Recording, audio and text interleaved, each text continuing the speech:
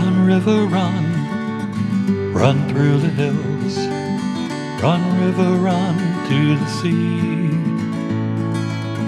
Run, river, run to your place beneath the sun. Run, river, run over me. Run through the land, you run through my soul. Bring me wisdom and peace.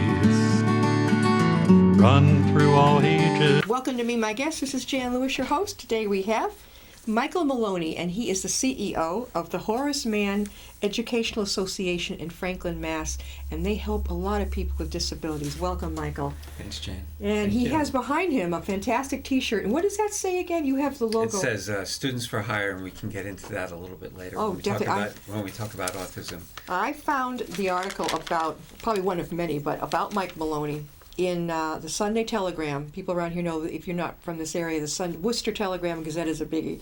And I found it, and it talked about HMEA and what are some of the services it provides. They're going individual with different things.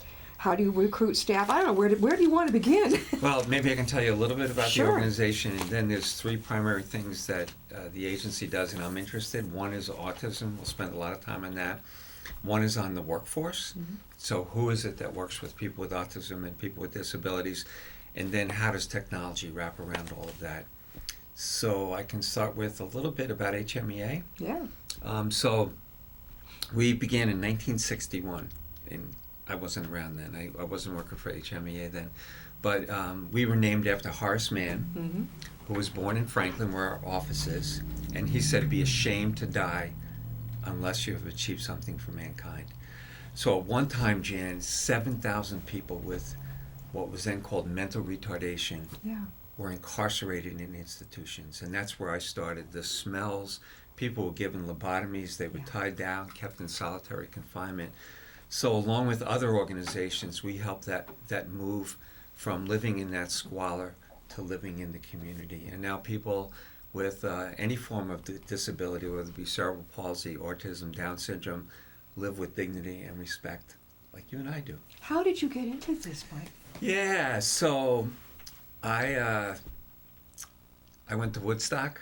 Oh, you're a baby boomer. Yeah. Yes. I hitchhiked around the country and ended up in Boston and just went for an interview at an institution, Fernald. And let me tell you the really defining moment for me. So one of my jobs was to literally herd 30 men down to a place we called the Pit. It was a playground. It was a dusty playground with broken swings. And these poor guys, their pants were tied up with shoestrings. They were barely dressed, and they're down in the pit. And my job with another person was to make sure no one got hurt. Mm. So I jumped down into the pit just by impulse, and I pulled out a hairbrush, a dirty hairbrush, and I started combing Ken's hair. Had hair like mine, but thicker and dirty. And he looked up at me with such love and compassion and humanity. Yeah. I thought to myself, can I do this for the rest of my life? And I've been lucky enough to see that movement from there to where the people we support in communities around here live in homes, they have great staff, they have jobs. Well, where you worked, Mike, was it, were the people mentally challenged? Did they have mental illness? How would you describe it? Yeah, so people would what we call mental retardation. And what happened is that the IQ test came along at the same time of the theory of eugenics, meaning that we had to separate people out who were different. Yeah. So kids that might have Down syndrome, struggling at home, have autism, were giving IQ tests. Docs would say, you have no choice, Mom or Dad, but to send your kid away. Mm. And that's what happened. The pain for the families, imagine the pain for those kids. They might be 8 or 9 or 10 living in an institution. So I'm very proud to live in this state. We've done a really great job. And it's been very powerful for me as an individual and as an organization. So you got it early on. I mean, if you were in Woodstock, you probably were in 1920. I was 24 when I jumped into Oh, this field. is, you knew. You're one of the lucky ones. You knew where your soul was taking you on this one. Absolutely. And when you heard about HMEA, tell us about what that does. And you're the CEO of it. Yeah. So we started at an institution, doing some benign research. But then as people moved out of the institutions, that's how we were born. Yeah. So in the early 80s, again, our board thought, wow, Horace Mann, what a great figure. And so we started our first day program, for people in Attleboro and our first group home. So in those days, maybe we served 20 people. We had a budget of maybe $300,000. Oh. Now we serve 4,000 people. We have 740 awesome staff, and we have a budget of $40 million. And again, Massachusetts is a great place to live if you have a son or a daughter with a disability, or you have a disability yourself. How do they classify the disabilities? I know autism, obviously, is a big one. But what are some of the other ones? Okay, so there's Down syndrome, I think that everybody knows about. That's a chromosomal abnormality. People might have cerebral palsy, and I think people know about that. Not everybody with cerebral palsy needs services. And there are various syndromes, that cause some sort of... Asperger's? Asperger's is a form of autism. Yeah. Okay? Yeah, so we'll talk a lot about autism, but Asperger's is a form of autism where people do not have an intellectual disability. Yeah. Intellectual disability is defined as somebody who has an IQ of under 70. Yeah. Somebody with Asperger's might have an IQ of 110, but probably they're going to suffer from social anxiety, maybe not that ability to connect to people. People with autism don't necessarily understand the social cues, like you're looking at me and nodding and I can see you're paying attention. Right. People with autism might not get that social Yeah, I've seen it. interaction. I know, I've seen it. So tell us more about, now, there's so much to cover, my gosh. So what does HMEA provide? We'll talk about the autism too. That's big out there with the parents. Yeah, so let's stay with autism for a bit. And one of the really great things I think about us that makes us a little bit different is we've served a kid as old as 1, and the oldest person we've ever served, Roseanne, was 101. So With autism? Rosanna lived in an institution. She did not have autism. But a 1-year-old, what was wrong with a 1-year-old? So generally that's really atypical. Diagnosis really on average is 3.5 years, but 18 months, 2 years. But the 1-year-old was absolutely showing signs. No eye contact at all. The environment had to be organized, and the home had to be in a particular way. Constant crying and screaming like that because of maybe the lights in the house, or the noise, or the startle reflex, things like that. So in general, autism is a spectrum. So you have people who may not communicate through words, may have what's called stereotypic behaviors, and then on the other end, you have people with very high intelligence who have problems with communication. So if you've seen one person with autism, you've seen one person with autism. Everybody's different. It's like even different cases of diabetes. Yes. We have before we go on, Paul, I hope you can zero in on this wonderful display, the poster. What do you call that? Well, I don't know why, but it looks great. It's part of our marketing. Yeah, I can tell you. Who designed that, by the way? We work with different graphic artists, and we do have a director of marketing right now, Lauren, who's excellent. Well, I was just sharing with Lauren that my baby he's a very little guy. Before he was 2, I noticed I would call his name and he would not respond. Now, he's not no dummy, but he wasn't responding. And it was just off in his own world. So I suggested to my son and the mother of the children, so, there might be a little problem here, but I think you better look into it. It looks a little bit like autism, maybe. I had to, you got to tread carefully with parents, people like, ooh. But they took my suggestion. They went to the doctor, and I was sharing with Lauren that I was amazed. They live in Worcester. They come every day, or not every day, 2 or 3 times a week, and they spend a long time in the house with this child and his mother. Wow, I mean, that's a big deal. Yeah, so let me tell you about that a little bit. So HMEA is the go-to agency in Central Massachusetts. we have the Autism Resource Center. We call it Autism Resource Central in West Boston. And about 3,000 families, maybe like your son and his family, come to the center when they notice something like that. Yeah. Parents don't know what to think. They're at a loss. We can help direct them to places where they can get the diagnosis, and having the diagnosis helps to get help in your home. So, so you have children of your own, Oh, yes. and so do I. And for our audience out there, imagine that you get a diagnosis at 2.5 or 3 that your son has autism. What does it mean? Is there help? Is there hope? Is there a future for my child? So our staff, and most of them are family members who've gone through this before, help the families first off through the tears, right? Through that emotional connection. We've been there before. They help connect them with doctors, resources, diets. And the beautiful thing now in Massachusetts is insurance will pay for that in-home help that you're talking about. And even Mass Health, too, by That's the way. right. That's new. Yeah. So the center is just awesome, and we can talk more about that. Is it the Boylston one or the Franklin? It's West Boylston. Okay. It's called Autism Resource Center Central in West Boylston, and we can hopefully at the end of this we can give you their. Oh, you will. We'll get the word. I'm wondering if this is where my little grandson's team is coming in from. They're in Worcester, so I wonder if they're coming in from West Boylston. I'll have to find out. It could be, but the other thing that we do, so this is mostly information and referral, and we have Autism 101, we have sibling groups, we have recreational things, we have Christmas parties, we have 2 weeks of camp. Yeah. And think about that a little bit. Families who have kids with autism don't get a break often. No. I'll talk more about autism itself. But the other thing that we do that is really significant is we send people into the homes that you're talking about. We have behavior therapists who go into the home and in a very structured way teach 2, 3, 4, 5-year-olds Yeah.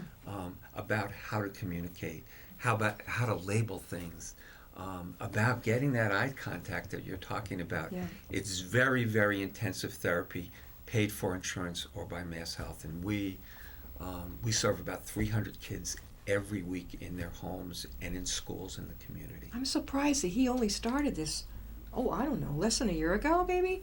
And when they were over for Christmas, I was like, my God. I said, his mother agrees. In that short time. So I think, isn't it right to grab them as soon as you can? Absolutely. The brain is not hardwired yet, during that 2, 3, 4-year period. It's so critical to get children early during that developmental period. This is not typical, and if you have a child with autism, don't mean to get your hopes up, but about 10% of kids who receive early treatment achieve what they call optimal outcomes. In other words, they may be in regular ed and typical ed. Yeah. In fact, we have a board member whose son got services really early, Jackson, and now he's in regular education. He is different. Let me tell you a little bit about the difference. So people with autism, many of them require really structure and routine, sit in the same place, organize things in the same way, and have very particular interests. Boy, that sure doesn't describe me and a lot of people I know. Does not. My office at home is a wreck. It looks like a teenage bomb hit it. Oh, no. Well, you'll see a person with autism doing this.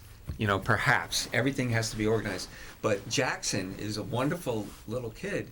We were, Hanover put on a baseball clinic at Braveheart Field. Yeah. And all the other kids were out there playing ball, and Jackson at 6 was tracking sharks around the world on an iPhone. So he has very specific interests, and that can be really typical. Really? There are people with Asperger's, for example, who are phenomenal technically.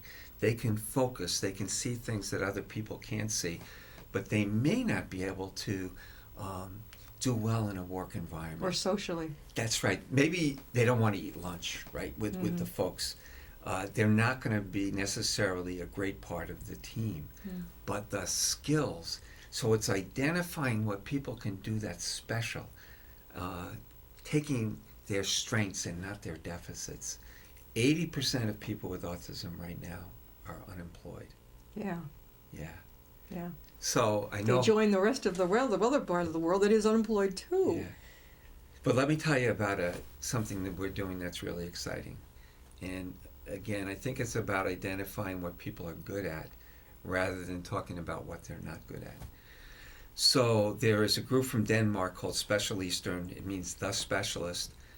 But a long story short, the idea is to find people in our community, and we can do that, who have what we call high functioning autism, people who may have superior intellectual ability, who have technical skills, and be employed at a company. We're talking to EMC right now. Oh, that's a great one. We met with them recently. They're right down the road in Hopkinton. Yes, that's right, and they're in Franklin too. Are they in Franklin too? Okay. We met in Hopkinton with this group from Special Eastern, and so, for example, Microsoft and SAP, 1% of their workforce, 650 people in one case, will be people with autism. Wow. So, way to go. Figure out the job for that person. Mm-hmm. All of our high-tech companies need talent. So find that talent, but build in the help around that person. Exactly. So that is so. isn't It's like I'm hearing, the same way I feel. Like if you're in a regular corporate meeting. I had joined a committee at a local hospital.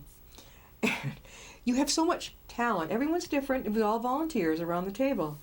But who took over? Who seemed to take over but these intellectual going like this all the time? Yeah. The rest of the people, regular people joining their individual talent. Yes. I think a good leader, and you're doing this, sees that this person may not be like moi, horrible at high techie, but really good at something else. So you capitalize on it. Absolutely. Right?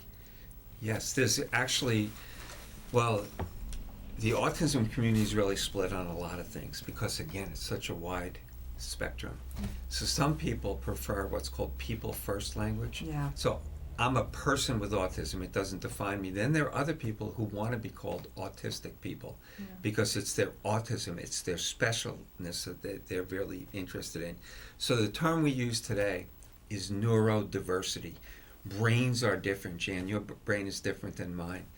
And so what we're about is celebrating diversity. Teams are stronger when there are diverse viewpoints, love it. diverse ways of looking at things. Yes, that's exactly what the point I try to make in these corporate meetings where all you got is the PowerPoints going up like this. I'm like, Yeah, kill me now, right? Yeah, exactly. Yeah. It doesn't. I think if you're an action person, I think it drives you crazy. You're like, I got it already. You're giving me a piece of paper with all the same things you're showing up there. Let's get on. It's like they just click, click, boring. Let me tell you a little bit about autism, though, and its impact. And, I'm going to present autism in terms of the challenge. Some people talk about an epidemic, tsunami. The point is, everybody's a person. And what I find characterizing autism is this phenomenal bond, the connection between the family and the child with autism. It's that love that's expressed. In fact, there is nothing more powerful that I've come in contact with 40 years than the warrior mom, the autism mom, who advocates, will go to the map, and there's now legions of them. They are the ones that got the health insurance passed. Yeah. They just got an autism bill passed recently. They are there at the State House. Yeah. So it's really, really inspiring. But in terms of the challenge, first off, at the level of the family, there's that devastating diagnosis. Yeah.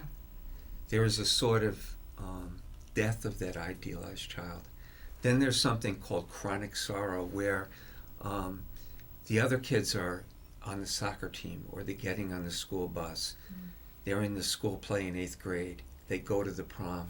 I had a mom tell me recently, my daughter's 30. She's not getting married like other daughters on the block. So it's revisiting that chronic sorrow. Very, very difficult. Also, a child with autism can be difficult in the family unit. The sibling may not get as much attention. 30% of people with autism have sleeping disorders. Really? Kids may not sleep. Eating disorders. Hmm. Anxiety, depression are common. How about drug abuse, substance abuse? Not generally associated, but Right. so we've held 2 autism summits. I do want to mention this. Hanover Insurance sponsored one, and then Assumption College. Dr. Jean Fraser, she's from the Center for Autism at UMass. Yeah. She looked at the audience and said, autism is a complex disorder. So you might have lack of sleep, eating disorders, higher mental health issues, anxiety, depression. That might lead to substance abuse, but that's not generally what I think. And in higher functioning people with autism, there's higher rates of suicidal ideation. Why? I mean, because they feel they don't fit in? Is this what it is? Yeah, that's part of it. Not belonging, feeling lonely, not knowing how to connect. You know that image on the playground, everybody's playing soccer and there's that the other kid. kids over here. Right? And then bullying. Yeah. Bullying is, and I get emotional, bullying is ferocious. My son was bullied.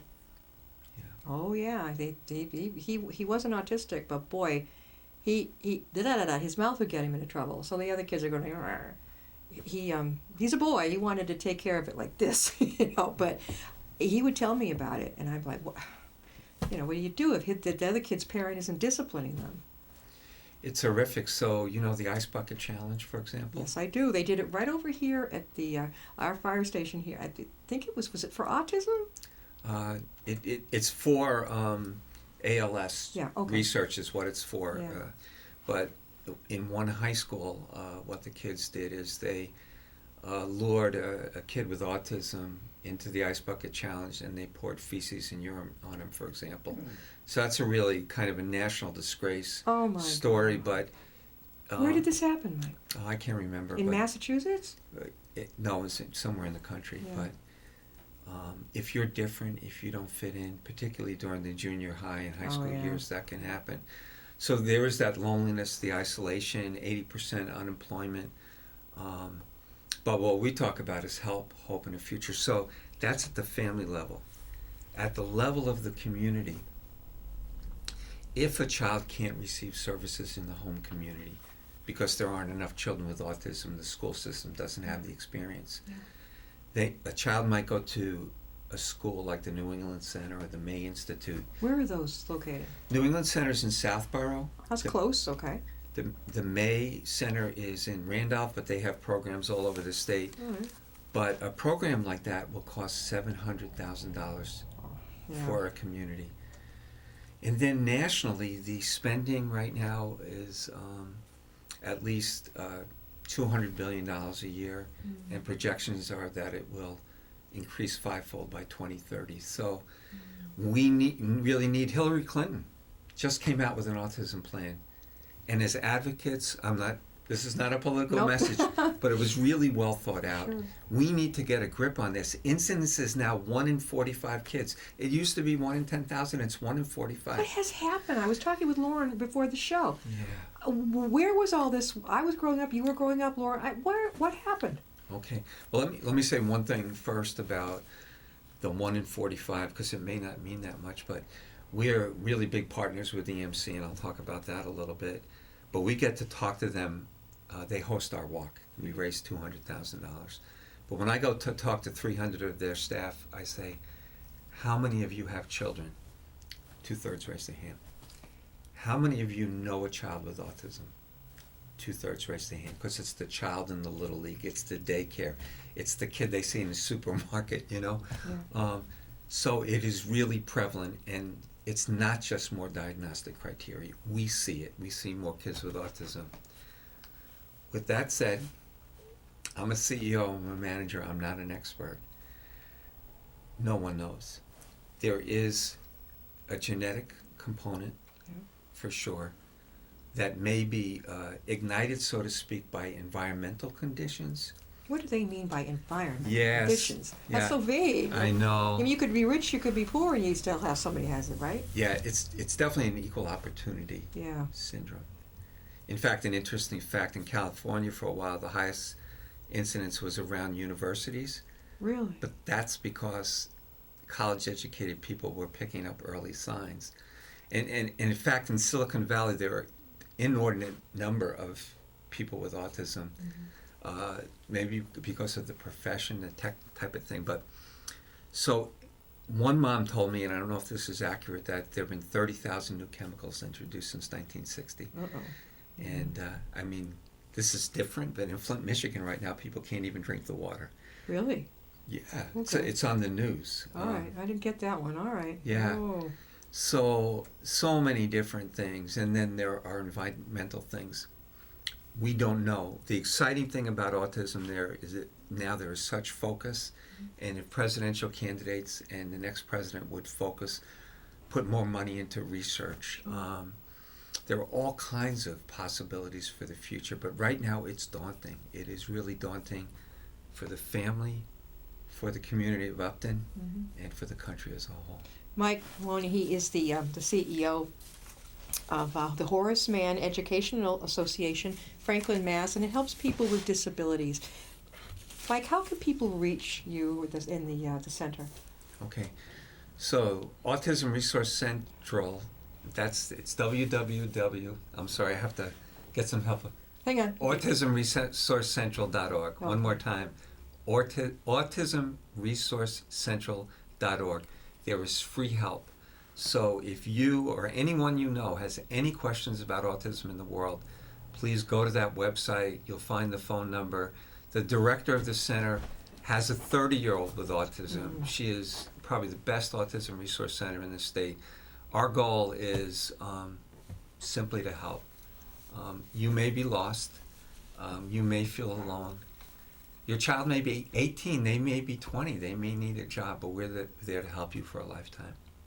Mike, the T-shirt behind you. Can you focus? You focused in on this, Paul, because that is who designed the T-shirt. Okay, That is so sharp. I'm turning over to our director of marketing here, okay. but she, with a marketing team, designed that shirt. Very good. Yeah, that's like the blue and then the autism right up the side. Very good. I asked her if you sold it, but not yet, right? And I'd like to point out, Yep. I'm wearing a branded shirt right now. He's got one on right now with the what do you call it? Is it sew-on or is it just built into the shirt? I don't know. That's pretty cool. I just wear it. That is really cool. How long has Horace Mann been up and going? Well, we've been around since 1961, but let me tell you about this initiative. So, you get a diagnosis. You know that insurance will pay for in-home help, but you call HMEA, and you may have to wait a year. Yeah. So think about this. You know this is critical brain development period. You're devastated, but you have to wait a year because there's not enough staff to serve your child. So what we thought is there are thousands of college students in Worcester. Oh, I see where this is going. And my son did City Year, right? You know, that Yeah. Urban Peace Corps. Yeah. Let's combine the two. Oh. So that's what Students for Hire it is. Yeah. It's mobilizing college students to work in paid part-time jobs with kids with autism. I think I read about. Was this in the newspaper? Yeah, it was part of in my article. It was in here, but also I think somewhere else recently, Students for Hire. That I remember that. Well, the lead college right now is Assumption College. We recently received a big grant from the Health Foundation of Central Mass. So far, we've connected 50 students with paid part-time work. So it's a win for the students. They get to do career exploration. Definitely. They get paid. It's a win for the families and the child, and it's a win for the college. This is real experience. And college students listening out there, you can connect through the Autism Resource Center if you would like. If you want to do paid part-time work, we will help you get your graduate level education. Oh my God, that's great. Get what's called a board certification in behavior analysis. We will help forgive those loans. And the starting salary is about $65,000. Oh, heads up, everybody. So That is fantastic. Yeah. You know, you got. I got a kid, a millennial kid, and he, I don't know what I want to do in life. I'm thinking, this sounds interesting. Guaranteed jobs Yeah. in a growing field. And they would go and be with the autistic child. Yes. So the way it works is you would go and shadow a therapist. Then you would be introduced to a family. You receive all the programs are written by a board certified person. You get weekly supervision. You work up to about 10 hours a week, and if you like it and if you love it, we'll help you get a graduate degree. Do you? Oh boy, you know, there's an awful lot of older people who would love to volunteer or get paid. Like, is this open for everybody? The therapist job itself is For the high school, college kids. it's for the college kids. In terms of volunteering, we have many volunteer opportunities. We use about 300 volunteers a year. Oh, that's great. There are all kinds of things to do. You know, Christmas parties, camps, helping families out, family to family. Yeah, I think because as a parent, you think, you mentioned there goes your thought of the child that you thought you brought into this world, and suddenly, oh, probably they're not going to achieve this or this. But like I try to look at it as they may do it differently. That's it exactly. You know, it doesn't mean it's the end of the world. It's not a death sentence for your child. No. You know, it's like they may do it differently. They may catch on even faster. I sometimes think it's how the parent, they may be sometimes too depressed to handle it right, or angry, and then they make the mistake of going, you know, what's the word, distancing themselves emotionally from this child, who might just stand a very good chance of having a pretty good life. I think the important thing is connecting with like-minded people. Yeah. So we started social networking with families in 2003. So if you're a parent with a child with autism, you're probably not going to go out at 7 or 8 o'clock at night to a PTA meeting. But you will get online at 10 o'clock at night and say, I cried myself to sleep last night. Or I found this new activity, this speech program works. So families get connected like glue. They help each other out. They take their somebody's kids when other kids are in the hospital. But it's getting connected. Let me tell you a story about a man named Graham. So Graham works in high tech.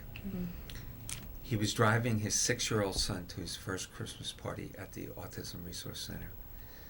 He wanted to turn around. He was so anxious. What would his son do? Would he be disruptive? Would he yell or scream? Would he do this? Would he do that? His heart was beating out of his chest.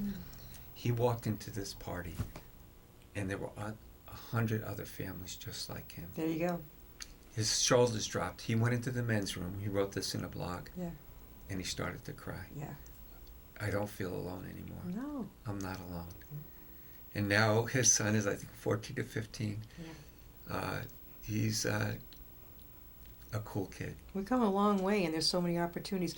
Mike Maloney, thank you. From HMEA, don't hesitate. One more time, Mike, how can they reach you? AutismResourceCentral.org. Go for it, parents, all right, and grandparents. If you see something and it's questioning, go for it. Don't hesitate. See you next time.